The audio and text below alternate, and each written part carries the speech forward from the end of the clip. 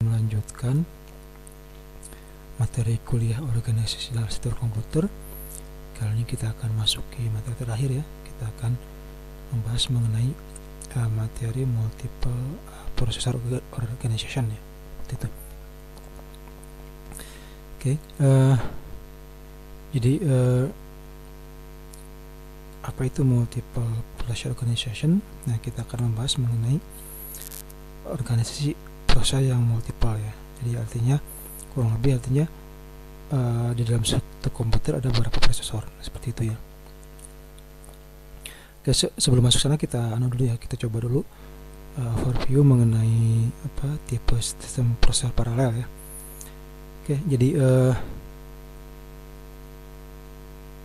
jadi begini, kita lihat sejarah dulu ya. Jadi sejarahnya itu kan komputer itu dia melakukan satu jadi sejarahnya komputer itu terdiri dari satu prosesor, dan satu prosesor hanya bisa menjalankan satu perintah dalam satu waktu tertentu gitu ya. Nah itu adalah prinsip dasar dari komputer ya. Namun demikian, dengan seiring berjalannya waktu, adanya kebutuhan untuk pemrosesan yang lebih cepat, kemudian ada ide untuk kemudian bagaimana supaya dalam satu komputer itu tidak hanya ada satu prosesor ya, tapi bisa juga di dalam satu komputer ada beberapa prosesor yang bekerja secara paralel seperti ya. Oke, ini adalah beberapa tipe prosesor ya. Ada yang namanya single instruction, single data stream. Jadi satu prosesor mengeksekusi satu instruksi untuk beroperasi terhadap data yang ada dalam single memory. Kemudian ada single instruction, multiple data stream, artinya satu prosesor mengeksekusi sekumpulan data. Kemudian multiple instruction single data stream, artinya sekumpulan data dikirim ke sekumpulan prosesor untuk diproses. Kalau multiple instruction, multiple data, artinya kelompok prosesor mengakses data yang berbeda-beda ya. Jadi ini adalah contoh untuk komputer zaman dulu ya, single instruction single data. Jadi satu prosesor mengeksekusi satu data. Ini juga sama, satu prosesor mengeksekusi sekumpulan data ya, seperti ya. Multiple mengeksekusi sekumpulan data. Oke. Nah, kalau multiple instruction artinya beberapa prosesor ya, sekumpulan prosesor. Kenapa? Karena ketika bicara sekumpulan prosesor, sekumpulan instruksi, berarti kan karena satu prosesor hanya bisa mengeksekusi satu instruksi, berarti kalau sekumpulan prosesor, berarti kalau ada sekumpulan instruksi berarti dia harus dikerjakan oleh sekumpulan prosesor juga ya. Oke, nah ini dasar untuk pembahasan kita selanjutnya. Oke, nah kalau kita lihat ini ya, ini adalah organisasi prosesor ya. Ini ada single instruction, single data stream. Ini yang namanya uniprosesor ya. Ini komputer lama ya, tahun 90-an, 2000 awal itu masih uniprosesor. Ada single instruction, multiple data stream. Nah ini ya, seperti itu. Kemudian ada ini dan ini. Nah ini mungkin komputer ini adalah model komputer yang saat ini banyak beredar. Mayoritas komputer saat ini adalah sudah beredar dengan dengan prinsip multiple instruction, multiple data stream. Oke. Ada yang shared memory. Kalau shared memory berarti artinya beberapa prosesor dia berbagi satu memori. Ada yang symmetric multiprocessor, ada juga yang uniform memory access ya, seperti itu ya. Nanti kita lihat apa yang namanya nih. Kemudian ada distributed memory. Nah, ini namanya cluster ya, komputer cluster. Ini komputer yang kalau di pasaran kebanyakan yang ini ya, masuk ke sini.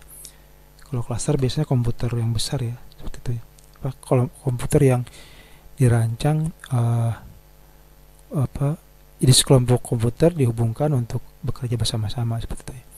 Contoh misalkan kayak Facebook itu dia untuk melayani ratusan juta pelanggannya, mereka membuat cluster server ya. Jadi ribuan server itu kemudian dikonfigurasi supaya bisa bekerja sama. Itu namanya cluster ya. Oke, nah ini mungkin gambarannya. Gambaran ini SISD, ini control unit, ini instruction, ini processing unit, ini data, dan ini memori. Jadi artinya control unit dia memerintahkan adanya instruksi untuk diproses di dalam processing unit. Nanti si processing unit dia akan ngambil data dari memori. Jadi ini di control unit, processing unit, memory unit. Jadi control unit ini sebagai pengendali ya, pemberi perintah. Ini yang memproses. Jadi si control unit mengeluarkan perintah untuk diproses di dalam processing unit. Nah, kemudian processing unit akan mengambil data dari memory unit. Oke. Ini komputer zaman dulu ya. Kalau sekarang ini mungkin sudah tidak laku lagi ya.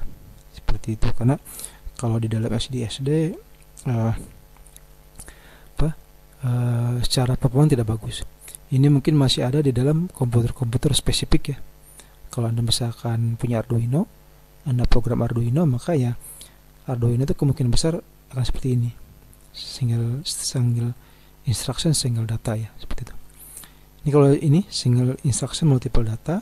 Ini ada control unit, ini ada instruksi. Nah, instruksinya dibagi-bagi ya, dibagi-bagi ke processing unit. Berarti di sini ada beberapa prosesor ya. Kemudian ini memori, seperti itu ya. Nah, ini beberapa multiple instruction ya. Ini seperti ini. Nah, memorinya itu dibagi ya. Kalau ini untuk satu prosesor ada satu memori. Oke. Satu prosesor satu memori. Kalau ini beberapa prosesor ya, memorinya satu. Ini satu prosesor satu memori. Ini satu prosesor satu memori. Ini beberapa prosesor satu memori. Dan yang terakhir ini ya. Ini hampir sama ya, hampir dengan ini.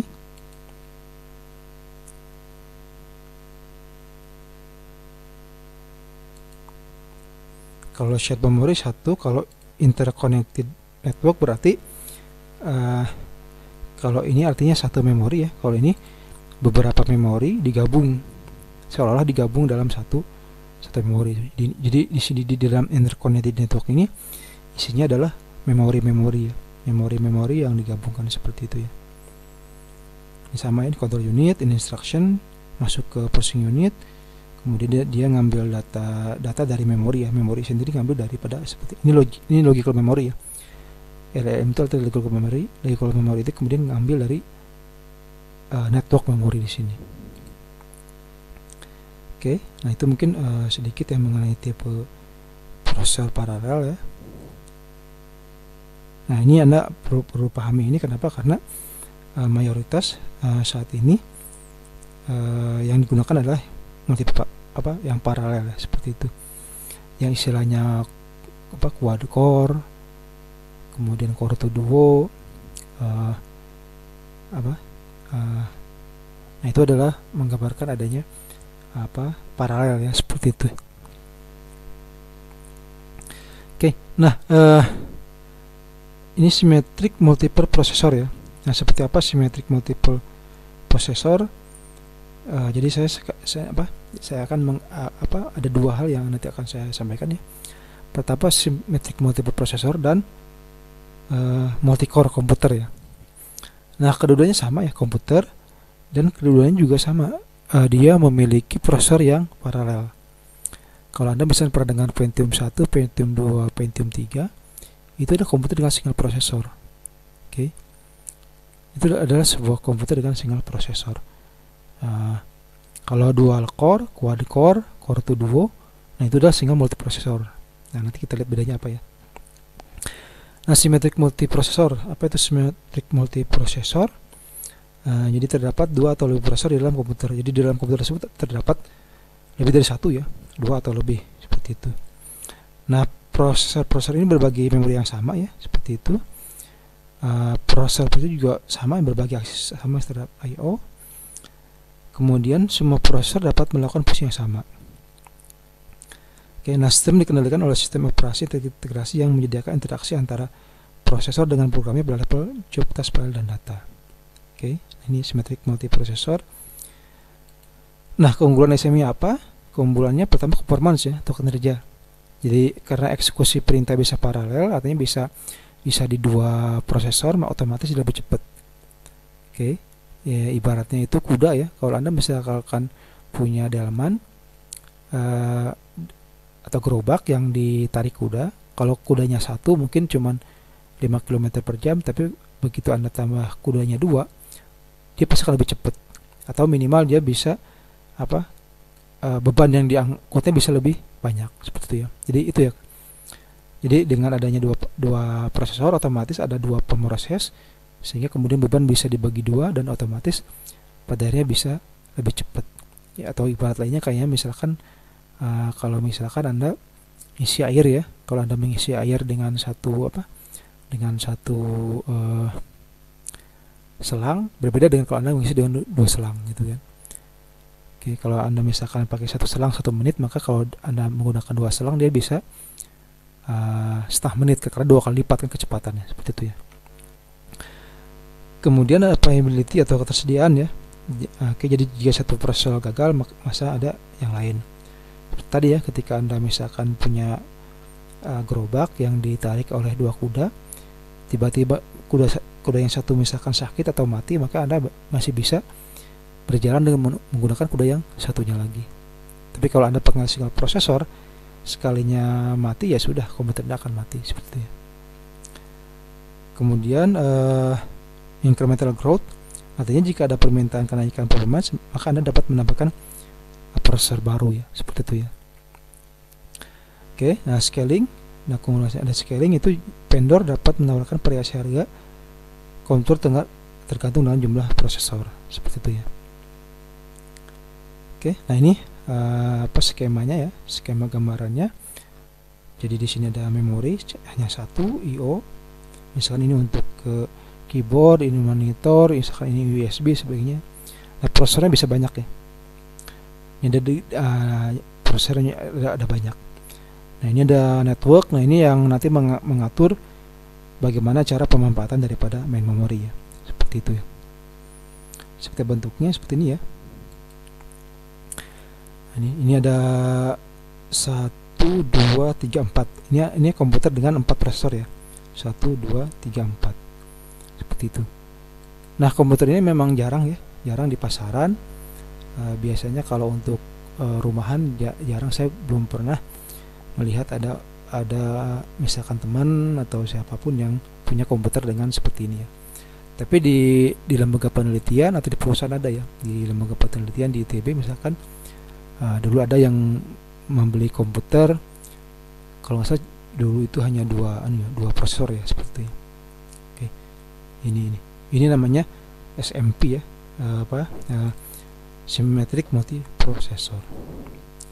Sekarang jarang ya, kalaupun ada biasanya perusahaan yang beli. Kalau untuk skala rumahan jarang, seperti itu. Nah, ini namanya SMP. Nah ini yang terakhir. Nah, ini yang biasa kita saat ini gunakan ya. Kalau tadi adalah multiple processor, kalau sekarang adalah multi-core komputer.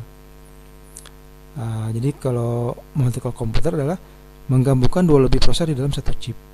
Oke, kalau di dalam SMP prosesor diatur sedemikian rupa sehingga di dalam motherboard ada beberapa prosesor. Tapi kalau di dalam multi-core, si prosesor tadi di package di dalam satu chip. Di setiap core mengandung masing-masing komponen, ada registernya, alunya, control unitnya dan cache-nya ya. Ada cache-nya seperti itu ya. Jadi bedanya itu ya. Kalau ini adalah empat prosesor, dibuatkan slot 4-4-nya di dalam motherboard. Itu namanya multiprosesor ya. SMP multiprosesor. Nah, kalau di dalam multicore, si keempat prosesor ini dibungkus menjadi satu buah chip. Oke, jadi satu buah chip itu berisi sebenarnya ada 4 prosesor. Misalkan ada kalau 4 ya. Contohnya misalkan dual core. Nah, kalau dual core itu kan misalkan Intel dual core itu artinya dia di dalam artinya dia satu chip, tapi di dalamnya ada 2 prosesor. Ada juga quad core. Nah, kalau quad core artinya di dalam satu chip ada 4 prosesor seperti itu. Saya terus terang kalau di komputer standar ya yang biasa kita miliki, biasanya dia ada 4 core ya, quad core. Anda bisa cek di sini ya.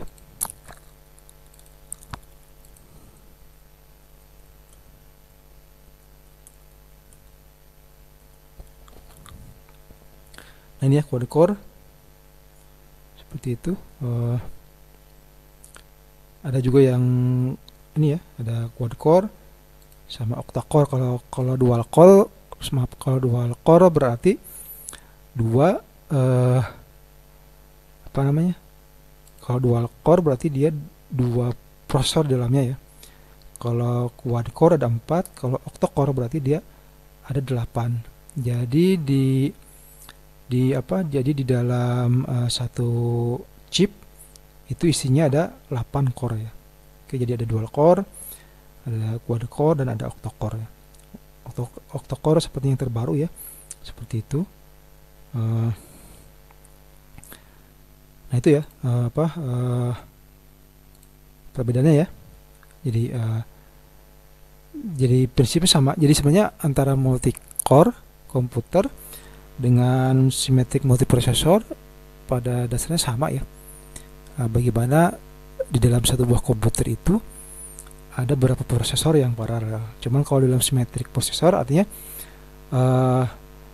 satu chip satu prosesor, tapi kemudian dibuatkan slot slot yang berbeda ya, seperti itu. Ini seperti ini ya. Ini satu chip, satu prosesor, satu chip, satu prosesor, satu chip, satu prosesor, satu chip, satu prosesor. Artinya kemudian ini menjadi quad core ya. Jadi jadi 4 prosesor. Tapi di dalam multi core si 4 prosesor itu kemudian 4 prosesor tadi dipaket dalam bentuk satu chip. Nah, itu bedanya ya. Tapi secara prinsip sama dan tujuannya juga sama ya. Seperti itu. Itu namanya multi core komputer ya. Ini organisasi multi core komputer. Oke, ada memori satu ya, satu memori. Ini I/O. Nah, ini core 1 seperti ini ya. Jadi ini ada beberapa tipe ya. Ada beberapa tipe yang multi core. Jadi ini kalau ini memori di luar otomatis, kemudian I/O juga sama. Nah, kemudian core 1, core 2 ini memiliki cache-nya itu bersama-sama. Kalau ini masing-masing core dia punya cache. Oke, kalau yang ini cache-nya dibagi untuk 2. Oke, si cache-nya ini dibagi. Nah, kalau ini masing-masing punya cache, tapi ada cache besar lagi yang kemudian digunakan untuk bersama-sama ya. Nah, ini arsitektur ya, organisasi daripada multicore secara prinsip. Jadi di dalam satu ini contohnya dual core ya, ini dual core, jadi ada 2 prosesor, prosesor 1, prosesor 2 seperti itu. Bedanya cuma diletak cache-nya aja, diletak cache-nya aja.